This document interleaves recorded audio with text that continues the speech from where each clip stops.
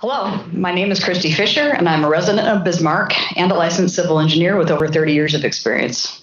I was shocked to hear how far things had progressed on a project that would involve destruction of this historic and iconic bridge. When I'm out fishing on the Missouri, I look up at that bridge and I think about my great-grandfather traveling across it, getting off the ship from Norway in 1892 on his way to the silver mines in Idaho. That bridge is important to all of Bismarck and to hundreds of thousands of other Americans. Although I've never volunteered for anything like this, I'm typically not on this side of the microphone. I'm on that side. I felt that I wanted to join FORB earlier this year because I could not imagine there wouldn't be a reasonable path forward to constructing a new bridge while at the same time preserving the historic bridge. And of course there is. The proposed project you are considering for a Sovereign Lands Permit has numerous potential negative effects on riparian owners' rights, recreation, navigation, erosion, fish and wildlife, and water quality. Incomplete work accepted by the U.S. Coast Guard in the course of the EIS process really puts North Dakota Department of Water Resources in a bad position, and one that you shouldn't have to be in.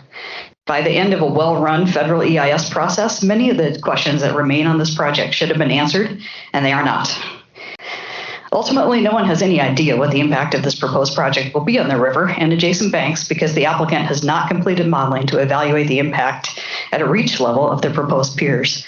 That said, there is an alternative that you could easily permit today that avoids these concerns as well as future controversy. BNSF developed an alternative for a new bridge offset 92.5 feet upstream of the existing bridge with 400-foot spans whose piers would match the existing bridge. They would be in line with those piers parallel to river flow, essentially allowing them to act as one structure. You could confidently approve that permit without concern for what change the new piers would generate to the bed and banks of the river.